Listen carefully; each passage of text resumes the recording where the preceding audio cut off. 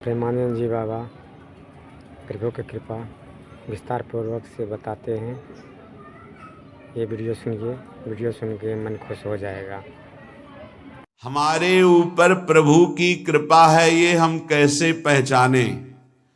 ये 8 लक्षण प्रकट होने लगते हैं जिसके ऊपर प्रभु की कृपा होती है। हमारे ऊपर प्रभु की कृपा है, ये हम कैसे पहचाने? तो ये 8 लक्षण प्रकट होने लगते हैं जिस पर हरिजू की प्रियाजू की कृपा है।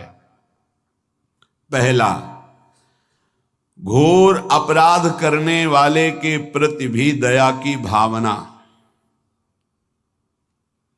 शांति पहला लक्षण है। भाव में भी पहले शांत भाव है। हमारे ऊपर श्री हरिजू की कृपा है, इसकी पहचान ये 8 लक्षण। पहला, शांति, अर्थात घोर अपराधी के प्रति भी गुस्सा ना क्षमा करना, यह हरि की कृपा का लक्षण है। देख लो भाई, घोर अपराधी शब्द तो जाने दो, जरा सा प्रतिकूल हो जाए तो लाख समझाओ पर भ्रकुटी तनी रहती है। भला ऐसा है? अपराधी पर भी क्षमा का भाव होना, ये हरि कृपा पात्र में ही होगा, अन्य में नहीं।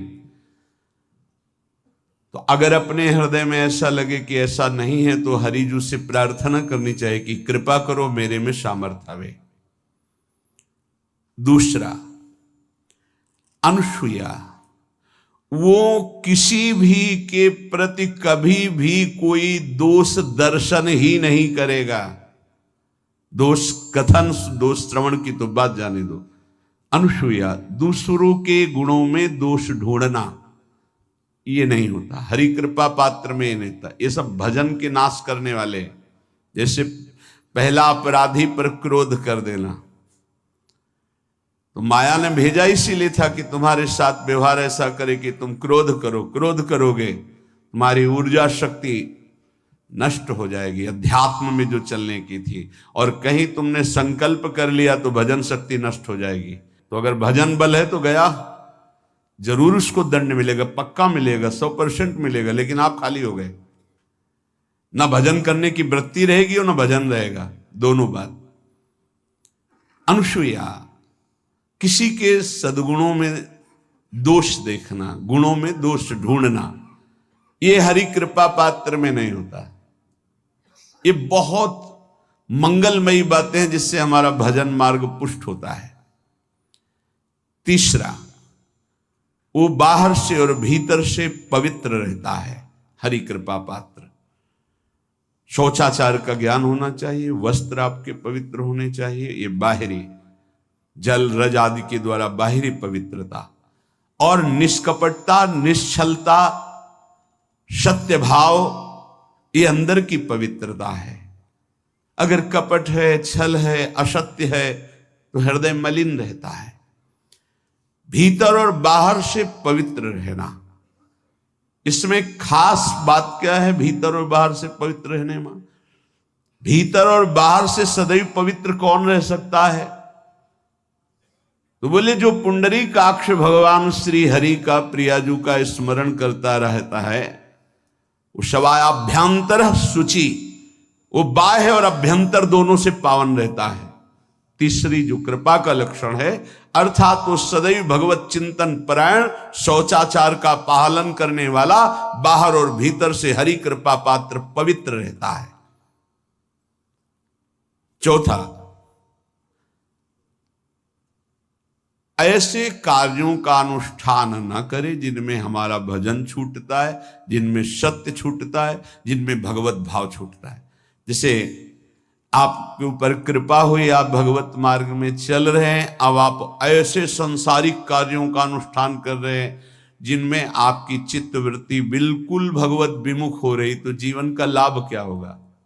लाभ तो है भगवत स्मरण सहित। जैसे कल एक ने प्रश्न किया कि मैं खाता तो नहीं हूं लेकिन मांस की दुकान में मांस बेचता हूं, होटल आदमी, क्या उचित है? ये उचित कैसे हो सकता है?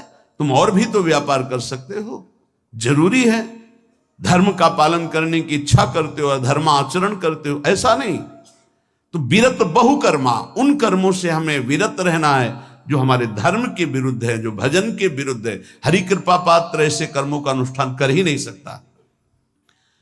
अपने भजन का फल देखना भगवत कृपा पात्र के, सबको प्रदान कर देना। हिम्मत है? अपने भजन, इतनी मेहनत से किया हुआ भजन, भजन होने के बाद हे प्रभु इस भजन का फल हो, सर्वे भवन्तु सुखिना सर्वे सन्तु निरामयः। यहां तो कहते महाराज एक माला रोज आपके लिए करता हूं कि आपकी बीमारी ठीक रहे, तो शेष किसके लिए करते हो प्रभु? शेष क्या? अगर इष्ट और गुरु के लिए तुम्हारा है कि एक माला करते तो फिर इतनी माला करते तो हमें क्या होगा? सब आपको दे देंगे तो हमें क्या होगा? तभी भजन का रहस्य नहीं जाना। छठवां, अपने भजन से अपने लिए कुछ भी ना चाहना, और दूसरों की तो बात जाने दो, दूसरों से कुछ ना चाहना ये तो ठीक है, अपने भजन से अपने लिए कुछ ना चाहना है हिम्मत। देखो ये हरि कृपा पात्र में हिम्मत होती है। अपना भजन अपने प्रयोग में ना लाना, इसका भी आंतरिक रहस्य है। अपने प्रयोग में आप शरीर को लेकर के बोलेंगे, अगर स्वरूप को लेकर तो प्रयोग की कोई वहां जरूरत ही नहीं, स्वरूप पूर्ण काम है, वहां कोई अभाव नहीं। जब आप कोई भाव अपने लिए करेंगे तो देह भाव होगा, देह भाव से किसी विषय की मांग होगी। विषय पूर्ति भजन का फल नहीं होता, भजन का फल होता विषय निवृत्ति। बहुत जोर की बात है, कैसे समझ में आए?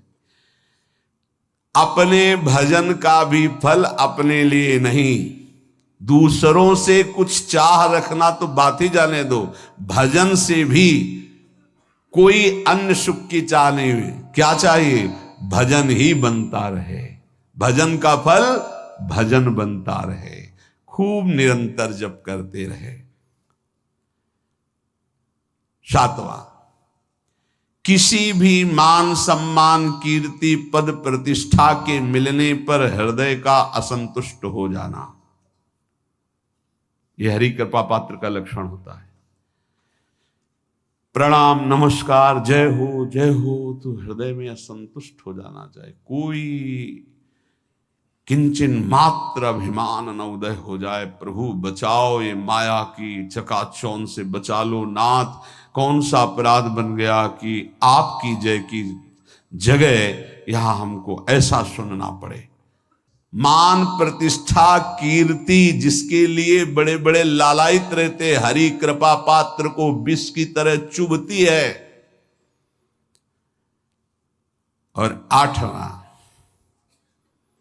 किसी भी प्राणी समुदाय से संबंध ना रखते हुए सब पर दया की भावना, सब पर कृपा की भावना, सब पर करुणा मैत्री पर किसी से ममता नहीं। ये सूत्र बहुत व्यवहार में प्रयोग करने योग्य है। सबसे करुणा और मैत्री पर किसी से ममता नहीं। करुणा तो करी भरत जी ने, मैत्री भी की मृग से, पर ममता रहित नहीं रहे। ममता कर ली तो अगला जन्म हिरण का हो गया। ममता नहीं रखनी। निर्ममो निरहंकारा, करुणा मैत्री तो करनी है, जैसे इसमें आदेश है, गीता में जी आदेश है, अद्वेष्टा सर्वभूतानां मैत्रः करुणैव च, पर निर्ममो निरहंकारा, ये साधक की चतुरता है। प्राणी मात्र पर दया कृपा करुणा मैत्री, पर ममता नहीं। ममता किसी से, और यहां करुणा मैत्री ये तो गायब हो गई, केवल ममता रह गई है। अपने शरीर से ममता, शरीर संबंधियों से ममता, विषय भोगों से ममता, यही जहर है। संबंध में ये ममता ही जहर है, विचारों में अहंकार जहर है, कर्मों में ये आसक्ति जहर है। इसी जहर को मिटा दे तो जीवन मुक्त महापुरुष कर्म करते हुए, विषय सेवन करते हुए, वार्ता करते हुए, विचार करते हुए, बिल्कुल जहर रहित उसका जीवन हो गया। तो ये 8 बातें हरि कृपा पात्र में होती हैं, इनको बार बार सुनना, हृदय में धारण करना।